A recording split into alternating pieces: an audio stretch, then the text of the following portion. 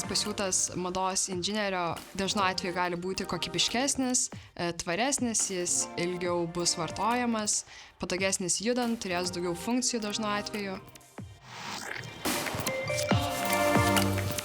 Mados inžinerija jungia tokias skirtingas disciplinas, tai apima kūrybiškumą, inžinerinį mąstymą bei technologijos žinias.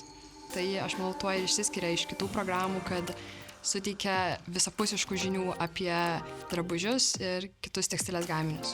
Šios studijos suteikia tokį didelį žinių pagrindą apie tai, kaip sukurti produktą nuo idėjos iki galutinio produkto. Yra daug sričių, kur gali save realizuoti, tai gali kurti medžiagas, gali eiti dirbti į gamybinės įmonės, gali konstruoti drabužius, tai gali kurti prekinį ženklą ir savo dizainus. Būtent dėl to šios studijų programos specialistai yra pranašesni ir yra reikalingi siekiant kurti tvaresnius ir kokybiškesnius gaminius.